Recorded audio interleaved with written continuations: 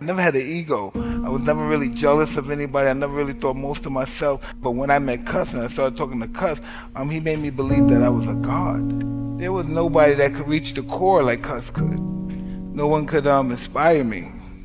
Cuss would say this. Do you hear this? Because Cuss had a really, he had this really megalomaniac ego. He said, you let me tell you something. All the prophets, all the gods you ever know about, if they had a son, their son couldn't beat my fighter. Know why? Because he's my fighter. Cuss was an interesting guy. He had the concept of fear down to a science. And most of his fighting was mostly psychologically. He believed the physical actuality of boxing was only 10% when the mind was 90%. He always believed in improving yourself and strengthening your mind.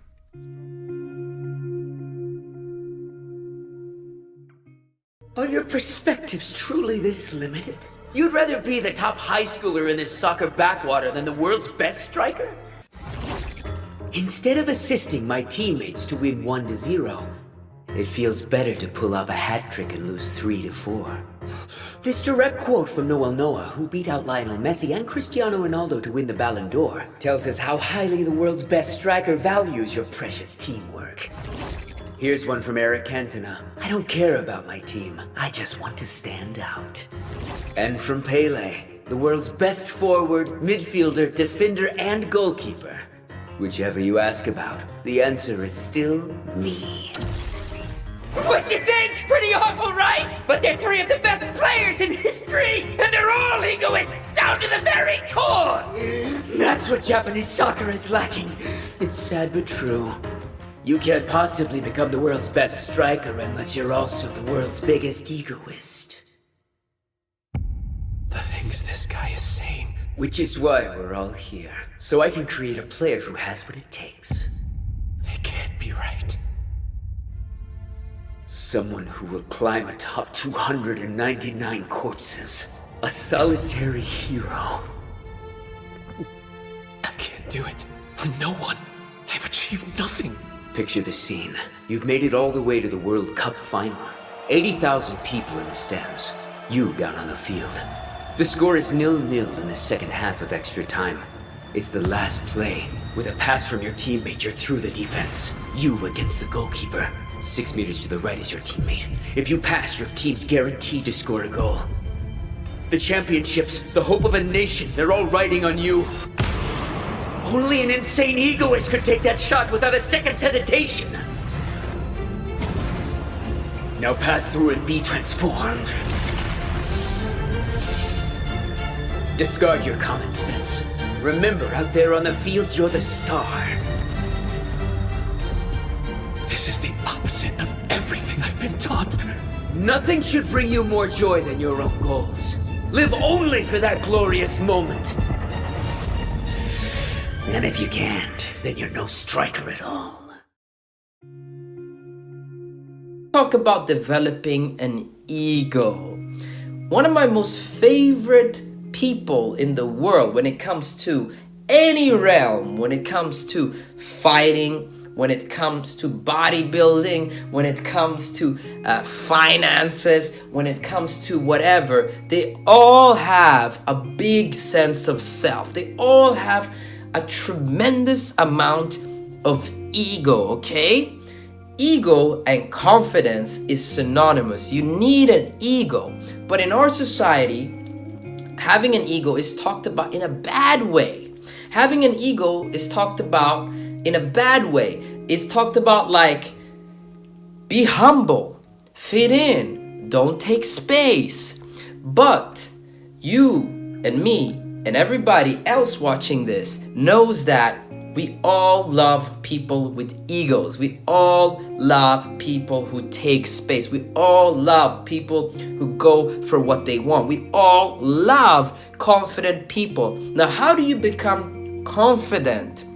Now, the best saying that I ever heard is confidence equals competence. If you know you're good at something, you're gonna be confident in it. So you need enough experience to be good at something, and then you'll have confidence in that given field or that given area. Okay, so when it comes to women, when it comes to socializing, when it comes to putting yourself out there, what do you do if you don't have experience? And it might take you years to accumulate experience, which means it's gonna take you years to be confident, right? Because confidence equals competence. So it's gonna take you years to get enough experience to say, hey, I'm good at this.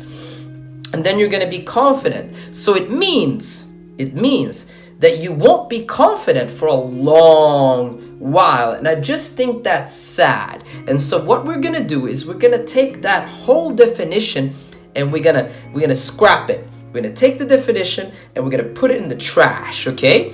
And instead, I want to talk to you about having audacity, okay?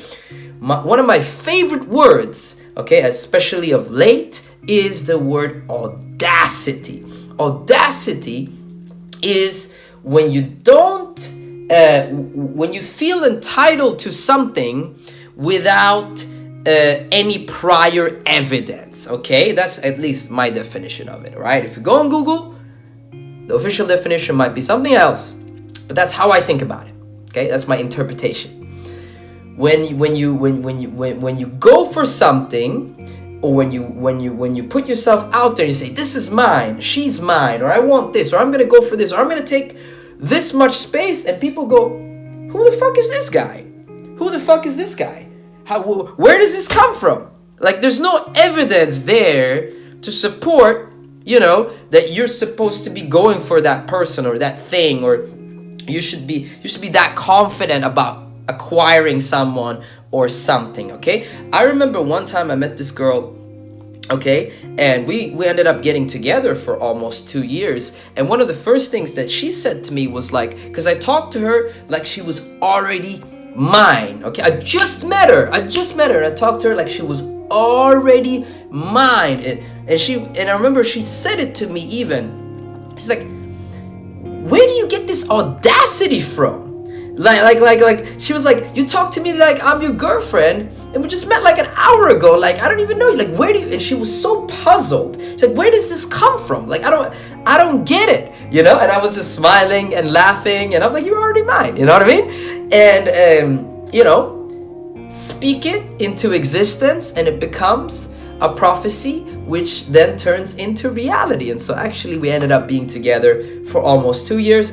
We ended up not leaving on good terms, ended up pretty badly, but whatever, we're together for 2 years. And so developing audacity, developing an ego, this is what's going to take you to that next level. One of my favorite clips of all time is with Arnold Schwarzenegger, okay? He's helping a smaller guy, 5'5", 5'6", 5'7", smaller guy, pose.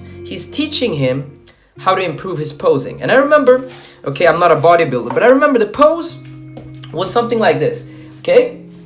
The guy's supposed to do, big chest, big bicep. He's supposed to go like, you guys know this pose, right? And Arnold was correcting his posture. He's like, you go like this. You're being small when you're posing. Open up, take space. Oh yeah, that's good. Yeah, again, raise up the hand. Remember one thing, when you pose, a lot of little guys have one habit, and they hide away when they pose. When they do an arm pose, they do like this, okay, and the big guy will come right out with his arm. So never do that, never hide away. Like right now, he did like this. Show them the whole thing. Make the move, open up the whole body. Do the same thing again. Yeah, great. See him, look confident, yeah. Good. I am here, this is me, I'm posing, okay? Boom, open up, take space. I see guys all the time talking to women, putting themselves out there, okay? And they meet girls like this. I don't want to step on your toe. I'm sorry, my voice is low. Yeah, hi. Okay? You don't need years of experience to be able to walk up to a woman and have the mindset of like audacity. Yeah, I'm here. What's up? What's your name? You don't need years of experience. You don't need competence to be able to do that. You just have to decide to be audacious. It's a decision, okay? And it's something really fun that you can start to play around with, okay? Mike Tyson, his trainer, Castellano, he always used to tell Mike, you're a god. You're the most incredible fighter ever. He was drilling into Mike Tyson mentally all the time. And Mike, in years later, you know, he was saying that it made me feel like a god. Can you do for yourself what Mike Tyson's trainer did for him? Let me repeat that again. Can you do for yourself what Mike Tyson's trainer did for him? Can you tell yourself you're a god? Can you tell yourself you're incredible? Can you tell yourself who the fuck else would this woman go for? Who else? Who? Me. Of course me. Who else? Before you go on a date, can you think to yourself? Can you generate the thought, she's already mine. I got this shit in the bag. Easy work, easy money. Whenever a girl checks you out or you're in a situation where somebody a girl likes you, can you generate the thought in your head and go, of course she likes me. Of course. I'm the king. I'm the best ever. Can you be audacious? And if the answer is yes, guess what's gonna happen? Remember how I told you that it's gonna take you years to develop competence. Well, if you develop arrogance, if you develop audacity, you're gonna be more likely to talk to more women. You're gonna be more likely to do more approaches. You're gonna be more likely to go on more dates. And guess what? You shorten the entire time span from all this way to make it smaller and smaller because you're doing more. You have a bigger output, okay? And again, the more that you start to talk to yourself and program yourself in this way, the more that you're gonna see that it manifests externally in your reality on the outside. And so if people tell you, hey, just be humble, don't develop an ego, be humble, okay? Forget about that. In this realm, maybe when you're a fighter or you're doing something else or your career, maybe it's good to be humble. But in this realm of socializing, of putting yourself out there, of going on dates, of meeting women, having audacity is only going to help you. It's going to help you become a god amongst men, okay? Now, that's all I had to say in this video. If you like this video, like the goddamn video, comment down below, subscribe, and I see y'all, my gods, my brothers, in that next video. Peace.